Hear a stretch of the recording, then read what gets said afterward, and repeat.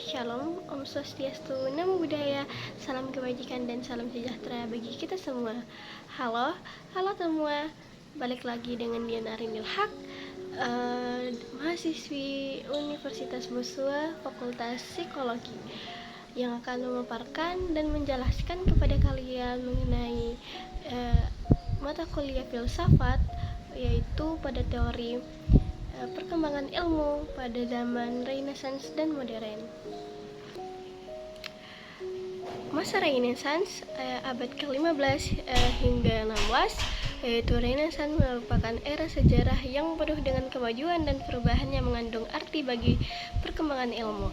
Zaman yang menyaksikan diincarkannya tantangan gerakan informasi terhadap keesanan dan supremasi Gereja Katolik Roma bersama dengan perkembangan humanisme. Zaman ini juga merupakan penyempurnaan kesenian ahli dan ilmu yang diwujudkan dalam diri jenius serba bisa. Leonardo da Vinci merupakan penemuan percetakan kira-kira pada tahun 1440 Masehi dan ditemukannya benua baru pada tahun 1492 Masehi oleh Columbus memberikan dorongan lebih keras untuk meraih kemajuan ilmu. Kelahiran kembali sastra di Inggris, Prancis, dan Spanyol diwakili Shakespeare, Spenser, Rabelais,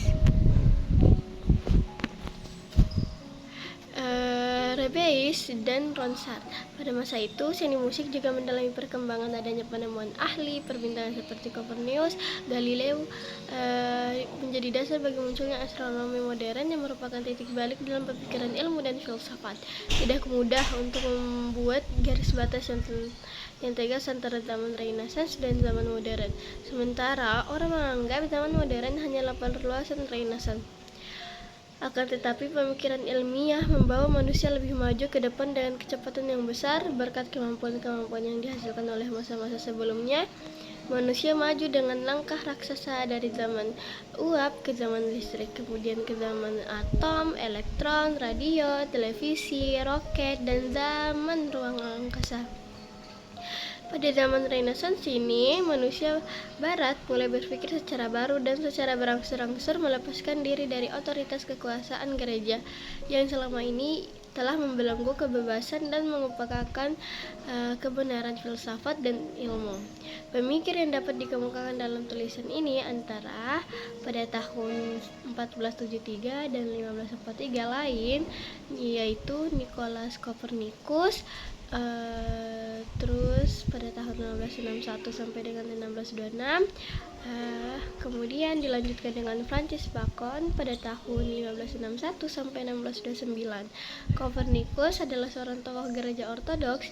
Ia menemukan bahwa matahari berada di pusat jagat raya dan bumi memiliki dua macam gerak, yaitu perputaran sehari-hari pada porosnya dan gerak tahunan mengelilingi matahari. Teorinya ini disebut dengan heliocentrisme, di mana matahari adalah pusat jagat raya, bukan bumi, bagaimana yang dikemukakan oleh Ptolemeus yang diperkuat gereja. Teori Ptolemeus ini disebut dengan geosentrisme yang mempertahankan bumi sebagai pusat jagat raya. Sekalipun Copernicus membuat model, namun alasan utamanya bukanlah sistemnya, melainkan keyakinannya bahwa prinsip heliocentrisme akan sangat memudahkan perhitungan. Copernicus sendiri tidak berniat untuk mengemukakan penemuannya, terutama mengingatkan keadaan lingkungan gereja waktu itu. Menurut gereja, prinsip geosentrisme dianggap yang lebih besar daripada prinsip heliocentrisme. Tiap siang dan malam kita melihat semuanya mengelilingi bumi. Hal ini ditetapkan oleh Tuhan, agama, karena manusia menjadi pusat perhatian Tuhan. Manusialah semua itu yang diciptakannya. Paham demikian disebut homocentrisme. Dengan kata lain, prinsip geosentrisme tidak dapat dipisahkan dari prinsip heliocentrisme. Jika dalam keadaan demikian, prinsip heliocentrisme dilontarkan, maka akan berakibat berubah dan rusaknya seluruh kehidupan manusia saat itu. Teori Copernicus ini melahirkan revolusi pemikiran tentang alam semesta, terutama astronomi. Bacon adalah pemikir yang seolah-olah meloncat keluar dari zamannya dengan melihat perintis filsafat ilmu. Ungkapan Bacon yang terkenal oleh knowledge is power, pengetahuan adalah kekuasaan, ada 3 contoh yang dapat membuktikan pernyataannya ini, yaitu diantaranya yang pertama, mesin menghasilkan kemenangan perang modern. Yang kedua, kompas memungkinkan manusia mengarungi lautan. 3, percetakan yang mempercepat penyebaran ilmu. Nah, penemuan Kopernikus mempunyai pengaruh luas dalam kalangan sarjana, antara lain Tycho Brahe dan Johannes Kepler. Tycho Brahe pada tahun 1546 sampai 1601 adalah seorang bangsawan yang tertarik pada sistem astronomi baru. Ia membuat alat-alat dan ukurannya yang besar sekali untuk mengamati bintang-bintang dengan teliti. Nah, berdasarkan alat-alat besar itu dan dengan tekunan serta ketelitian pengamatannya, maka bahan yang dikumpulkan selama 21 tahun sangat besar artinya untuk ilmu dan keperluan sehari-hari. Perhatian Tycho Brahe dimulai pada bulan November pada tahun 1572 dengan munculnya bintang baru di gugusan Cap-Siepieu secara tiba-tiba, yaitu bintang yang cemerlang selama 16 bulan sebelum ia padam lagi. Bintang liar yang dalam waktu singkat menjadi cemerlang. Dalam bahasa modern disebut nova atau supernova, tergantung dari besarnya dan masanya. Timbulnya bintang baru itu menggugurkan pendapat yang dianut sampai pada saat itu, yaitu oleh karena angkasa diciptakan Tuhan, maka angkasa tidak dapat berubah sepanjang masa, maka bentuknya akan tetap abadi beberapa tahun kemudian. Nah, Tycho berhasil menyusun sebuah observatorium yang lengkap. Pada tahun 1577 ia mendapat mengikuti timbulnya sebuah komet. Dengan bantuan alat-alatnya ia menetapkan lintasan yang diikuti oleh komet tersebut. Ternyata lintasan ini lebih jauh dari planet Venus. Penemuan ini membuktikan bahwa benda-benda angkasa tidak dapat menempel pada kristalin sempris. Nah, penemuan ini membuktikan bahwa benda-benda angkasa tidak dapat menempel pada kristalin sempris, melainkan datang dari tempat yang sebelumnya tidak dapat dilihat dan kemudian muncul perlahan-lahan ke tempat dapat dilihat untuk kemudian menghilang lagi. Kesimpulannya, benda-benda angkasa semuanya terapung bebas dalam ruang angkasa. Nah, Johannes Kepler pada tahun 1571 sampai dengan 1630 adalah pembantu Tycho dan seorang ahli matematika. Setelah Tycho meninggal dunia, bahan pengamatan selama 21 tahun itu diwariskan kepada Kepler. Di samping melanjutkan pengamatan, Kepler juga tetap mengembangkan astrologi untuk memperoleh uang guna memelihara perkembangan astronomi dalam mengolah bahan peninggalan Tycho. Ia masih bertolak dari kepercayaan bahwa semua benda angkasa bergerak mengikuti lintasan sirkel karena sesuai dengan kesempurnaan ciptaan Tuhan. Semua perhitungan ditunjukkan ke arah itu, namun semua perhitungan tetap menunjukkan bahwa lintasan merupakan sebuah elips untuk semua planet. Akhirnya, Kepler terpaksa mengakui bahwa lintasan memang berbentuk elips. Selain itu, dalam perhitungan terbukti bahwa pergerakan benda angkasa tidak beraturan dan tidak sempurna. Pergerakannya mengikuti suatu ketentuan, yaitu bila matahari dihubungkan dengan sebuah planet oleh garis lurus dan planet ini bergerak 10 jam lamanya, maka luas bidang yang dilintasi garis lurus itu dalam waktu 10 jam selalu sama. Berdasarkan hukum ini, kalau planet berada paling dekat dengan matahari atau sama dengan perihelion, kecepatannya pun paling besar. Sebaliknya, jika planet berada paling jauh dari matahari atau aphelion, maka kecepatannya paling kecil. Nah, hal ketiga yang ditemukan Kepler adalah perbandingan antara dua buah planet, misalnya A dan B, bila waktu yang dibutuhkan untuk melintasi orbit oleh masing-masing planet adalah P dan Q, sedangkan jarak antara dari planet B matahari adalah X dan Y, maka P tambah bagi Q tambah X tambah bagi Y tambah. Dengan demikian, Kepler menemukan 3 buah hukum astronomi, yaitu diantaranya yang pertama, orbit dari semua planet berbentuk elips. 2, dalam waktu yang sama penghubungan antara planet dan matahari selalu melintasi bidang yang luasnya sama. ketiga, bila jarak antara rata-rata dua planet A dan B dengan matahari adalah X dan Y, sedangkan waktu untuk melintasi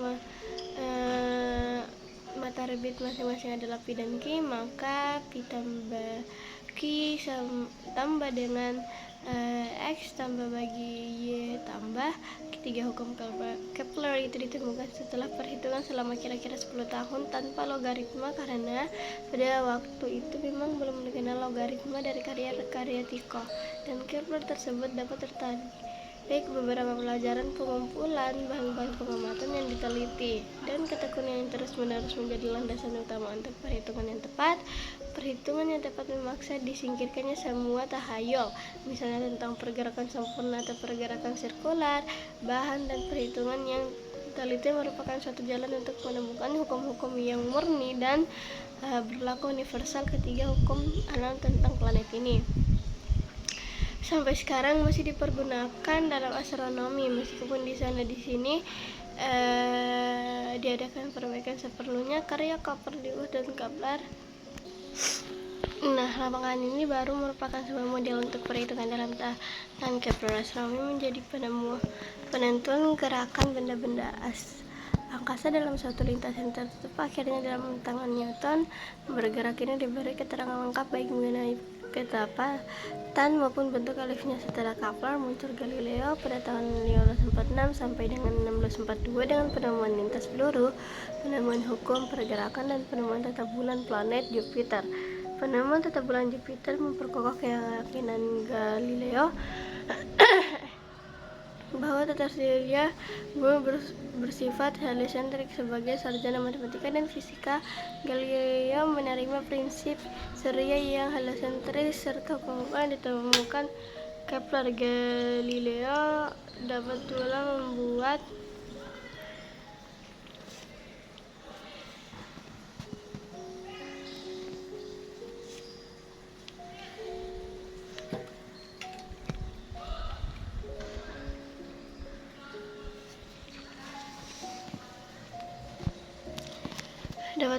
sebuah teropong bintang. Dengan teropong itu ia dapat melihat beberapa peristiwa dapat secara langsung. Yang terpenting dari terakhir ditemukannya adalah planet Jupiter yang dikelilingi oleh 4 buah bulan. Galileo membagi sifat dan benda alam 2 golongan, yaitu pertama, golongan yang langsung mempunyai hubungan dengan metode pemeriksaan fisik, artinya yang mempunyai sifat-sifat primary quality seperti barat panjang dan lain-lain. Sifat yang diukur kedua golongan yang tidak mempunyai peranan dalam proses pemeriksaan ilmiah disebut sifat-sifat secondary qualities, sifat-sifat warna, asam manis, dan tergantung dari panca indera manusia. Sejak Galileo, ilmu pada umumnya tidak dapat memeriksa sifat kehidupan yang karena sifatnya subjektif, tidak dapat diukur dan tidak dapat ditemukan satu dasarnya. Hal itulah yang membuat Galileo dianggap sebagai pelopor perkembangan ilmu dan penemuan dasar ilmu modern yang hanya berpegang soal-soal objektif saja. Nah, pada masa yang bersamaan dengan Kepler dan Galileo, ditemukan logaritma dan Napier pada tahun 1550 sampai dengan 1617 berdasarkan basis E, yang kemudian diubah ke dasar 10 oleh Bridge, lahir tahun 1615 dan kemudian diperluas oleh Brochet de Dicuir, lahir pada tahun 1626. Ketika Kepler mendengar tentang penemuan itu, ia memberikan reaksi bahwa jika ia dapat mempergunakan logaritma perhitungan yang 11 tahun dapat dipersingkat sekurang-kurangnya menjadi sebuah proyek. Mungkin ada yang sedangkan cahaya memancar lurus, maka seolah-olah mata dihubungkan dengan benda oleh satu garis lurus. Sedang Fermat juga mengembangkan ortogonal koordinat sistem seperti halnya Descartes. Di samping itu, ia juga melaksanakan penelitian teori aljabar berkenaan dengan bilangan-bilangan dan soal-soal yang dalam tangan. Nah, yang kedua masuk ke dalam zaman modern pada abad 17 hingga 19 Masehi. Nah, setelah Galileo, Fermat, Pascal, dan Kepler berhasil mengembangkan penemuan mereka dalam ilmu, maka pengetahuan yang terpencar-pencar itu jatuh ke tangan 2 sarjana yang dalam ilmu modern memegang peran yang sangat penting. Mereka adalah Isaac Newton, itu pada tahun 1643 sampai dengan 1727, dan Leibniz pada tahun 1646 sampai dengan 1715. Di tangan dua orang sarjana inilah sejarah ilmu modern dimulai. Newton, sekalipun ia menjadi pimpinan sebuah tempat pembuatan uang logam di kerajaan Inggris, ia tetap menekuni dalam bidang ilmu.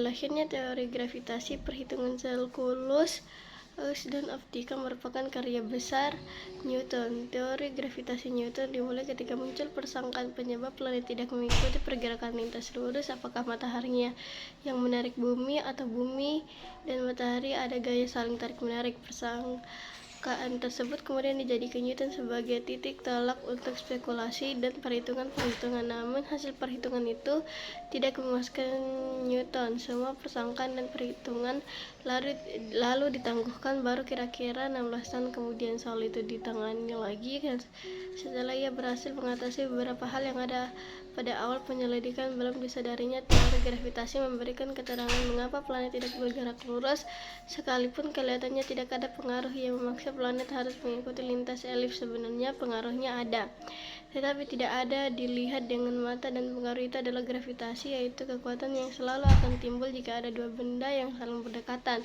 Berdasarkan teori gravitasi dan perhitungan-perhitungan yang dilakukan Newton, dapat diterangkanlah dasar dari semua lintasan planet dan bulan, pengaruh pasang air samudra, dan lain-lain peristiwa astronomi. Justru dalam lapangan astronomi lah ketepukan teori gravitasi meyakinkan, sehingga tidak ada lagi yang tidak percaya tentang adanya gravitasi ini. Perhitungan kalkulus atau yang disebut dengan diferensial atau integral oleh Newton di Inggris dan Leibniz di Jerman terbukti sangat luas gunanya untuk menghitung bermacam-macam hubungan antara dua atau lebih banyak hal yang berubah bersama dengan ketentuan yang teratur, misalnya kecepatan planet mengelilingi matahari yang berbeda sepanjang pelatasan, menemukan maksima dan meminta dari suatu kurva menemukan tambahan luas lingkaran bila radius berubah sedikit sekali, dan lain sebagainya. Setelah kalkulus ditemukan banyak sekali perhitungan dan pemeriksaan ilmiah dapat diselesaikan sebelumnya, tinggal problematis saja. Tanpa kalkulus, ilmu matematika tidak dapat berkembang seperti sekarang ini. Penemuan ketiga yang mendasari ilmu adalah pemeriksaan Newton mengenai cahaya, dan lazim disebut optika, dengan mempertimbangkan bahwa cahaya masuk melalui lensa, sedangkan bagian perifer lensa mendekati untuk prisma, sehingga cahaya perifer terbiasa menjadi pelangi yang disebut dengan chromatic aberration. Maka Newton membuat teleskop tanpa lensa yang menggunakan cermin cekung yang berdasarkan pemantulan cahaya, sehingga tidak terjadi pembiasan. Pada masa sesudah Newton, perkembangan ilmu selanjutnya adalah berupa ilmu kimia. Jika pada masa Newton ilmu berkembang adalah matematika, fisika, dan astronomi, pada periode selanjutnya ilmu kimia menjadi bagian yang sangat menarik. Ilmu kimia tidak mulai dengan logika, aksioma, atau deduksi. Semua permulaan ilmu kimia praktis berdasarkan percobaan-percobaan yang hasilnya kemudian ditafsirkan. Pada permulaannya semua percobaan bersifat kualitatif. Joseph Blake pada tahun 1708 sampai dengan 1799 dikenal sebagai pelopor dalam pemeriksaan kualitatif. Ia menemukan gas CO yang melakukan pemanasan terhadap kapur Hawa yang keluar, kemudian dialirkan melalui air kapur yang sudah disaring lebih dahulu. Pada waktu Hawa yang keluar daripada kapur mengalir, maka air kapur yang jernih menjadi keruh. Demikian pula Henry Cavendish pada tahun 1731 atau sekitar 1810, pemeriksaan gas yang terjadi di serbuk besi disiram dengan asam dan menghasilkan hawa yang dapat dinyalakan secara light, yaitu Joseph Priestley 1733 sampai dengan 1804 menemukan 9 macam hawa NO dan oksigen yang lain dapat dihasilkan oleh tanaman. Oksigen ini dapat menyegarkan hawa yang tidak dapat lagi menunjang pembakaran. Anatomi Laurent Lavoisier pada tahun 1743 sampai 1794. Jadilah sarjana meletakkan dasar ilmu kimia sebagaimana yang kita kenal sekarang. Berdasarkan penemuan Blake, Cavendish, Priestley, dan lain-lainnya, Lavender melaksanakan percobaan didasarkan pada timbangan bahan-bahan sebelum dan sesudahnya percobaan. Dengan demikian ia mulai menggunakan pengukuran dalam lapangan kimia. Dan kata lain, Ia meninggalkan percobaan yang hanya bersifat kumulatif dan berpindah ke lapangan yang kuantitatif. Di samping perkembangan ilmu kimia dan zaman, dikemukakan bermacam-macam mesin tanpa ada dasar ilmunya, melainkan atas dasar percobaan. Misalnya mesin uap yang kemudian mendasari kereta api, percobaan listrik, dan lain-lainnya.